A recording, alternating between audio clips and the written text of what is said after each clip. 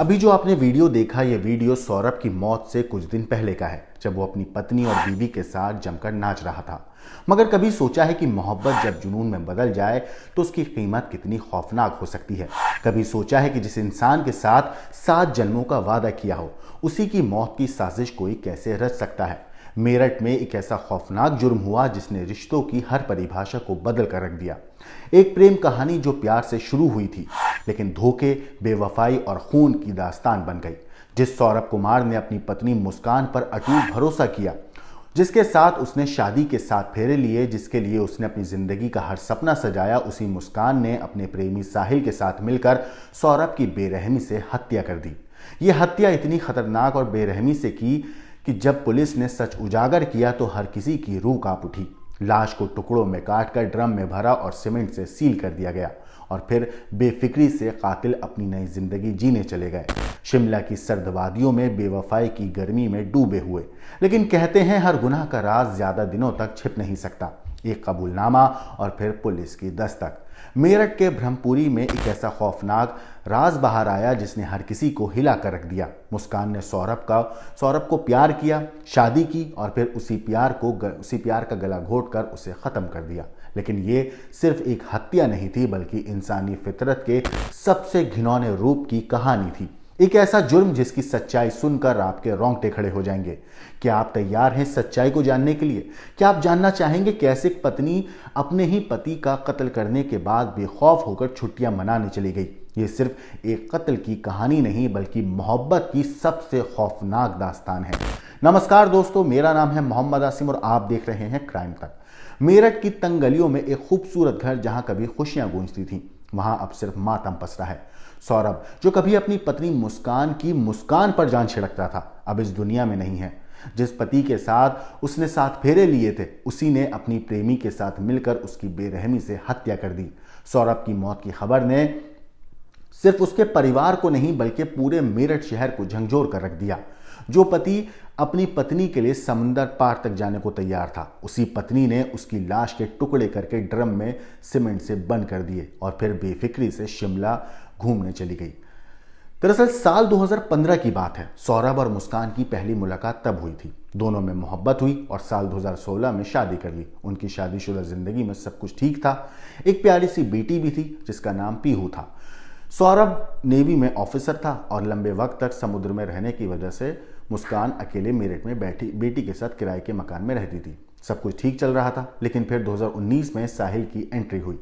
वो उसी मोहल्ले में रहता था। शुरुआत में दोनों के बीच हल्की फुल्की बातें हुई, फिर ये दोस्ती धीरे धीरे खतरनाक इश्क में तब्दील हो गई। साहिल अब मुस्कान की जिंदगी का हिस्सा बन गया, बल्कि वो उसके घर का भी एक हिस्सा बन चुका था। सौरभ मार्च के पहले हफ्ते में अपनी बेटी का जन्मदिन मनाने, पासपोर्ट रिन्यू कराने मेरठ आया। उस टाइम तक वो लंदन में एक बेकरी में काम करता था, मर्चेंट नेवी की नौकरी के छोड़ के। 28 फरवरी को बेटी पीहू का जन्मदिन था और पूरे परिवार ने खूब जश्न मनाया। मुस्कान और सौरभ एक दूसरे के साथ डांस करते नजर आए।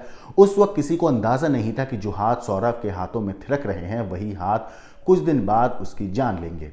मुस्कान और साहिल ने सौरभ को खत्म करने की साजिश पहले से ही रच ली थी। रात के खाने में मुस्कान ने बेहोशी की दवा मिलाई। जब सौरभ बेसुध हो गया तो रात 1 बजे साहिल को बुलाया गया घर पे। दोनों ने मिलकर चाकू उठाया और सौरभ के सीने में उतार दिया। इसके बाद सिर और दोनों हाथ काट दिए ताकि उसकी पहचान करना मुश्किल हो जाए। शरीर के टुकड़ों को एक बैग में भरकर पॉलिथीन में लपेट दिया गया और बेड के नीचे छिपा दिया।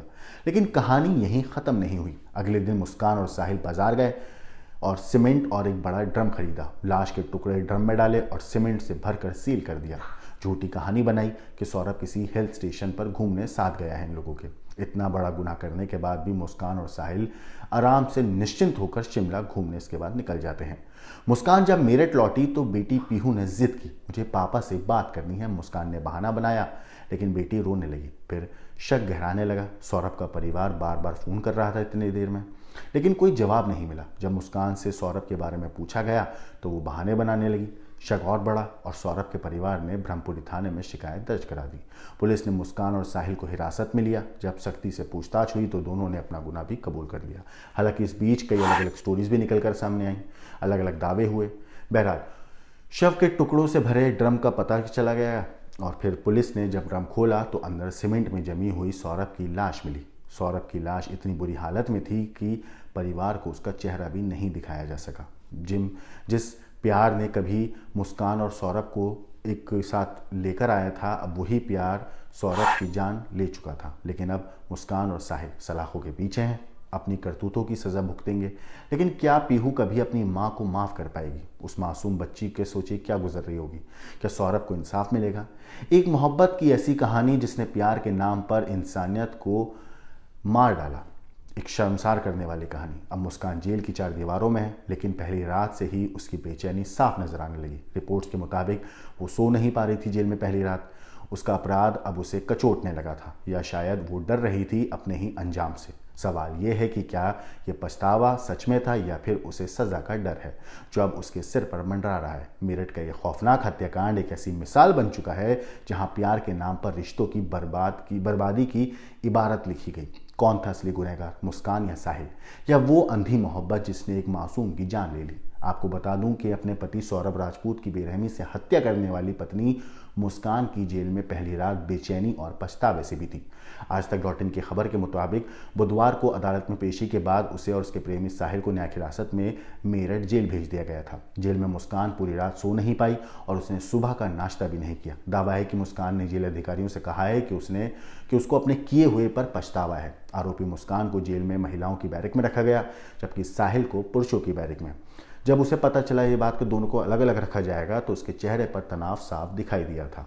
वो चाहती थी कि साहिल उसके करीब रहे, लेकिन जेल मैनुअल के अनुसार ऐसा करना संभव नहीं था। रात भर वो बैरक में रिपोर्ट्स के मुताबिक करवटें बदलती रही, कभी टहलती रही, कभी उठकर बैठ जाती। उसकी बेचैनी और डर उसके चेहरे पर साफ झलक रहा था। आपको बता दूं कि बुधवार को पेशी के दौरान कोर्ट के बाहर वकीलों की भीड़ ने मुस्कान और साहिल की पिटाई भी की थी। साहिल के बाल खींचे गए, उसके कपड़े फाड़े गए। पुलिस ने बड़ी मुश्किल से दोनों को भीड़ से बचाकर कोर्ट रूम तक पहुंचाया था।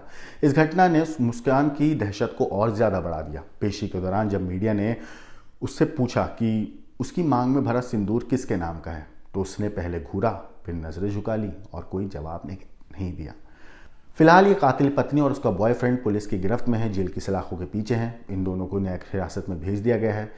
अब पुलिस इस मामले में तफ्तीश कर रही है, हर सबूतों को इकट्ठा कर रही है, हर एंगल से जांच कर रही है, क्योंकि कई चीज़ें इसमें निकल कर आ रही हैं कि जो साहिल है वो अंधविश्वास के चक्कर में ये पूरा एक मर्डर अंजाम दिया गया। साथ ही साथ इसमें ब्लैक मैजिक का भी एक निकल कर आ रहा है।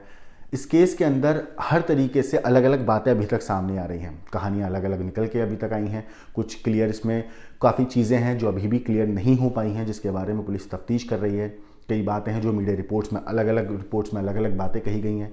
इन सारी चीज़ों के ऊपर पुलिस की अभी तफ्तीश चल रही है। पुलिस पता लगाने की कोशिश कर रही है कि आखिर सच है क्या, कहाँ पर इस पूरे हत्याकांड की असल नींव रखी गई, कैसे इस हत्याकांड को अंजाम दिया गया। हर एक चीज़ की बारीकी से पुलिस जांच कर रही है ताकि इन दोनों को सख्त से सख्त सज़ा मिल सके। इन दोनों कातिलों के ऊपर आपकी जो कुछ राय है, कातिल पत्नी और उसके बॉयफ्रेंड के ऊपर आपको जो कुछ कहना है, हमें कमेंट करके ज़रूर बताइएगा।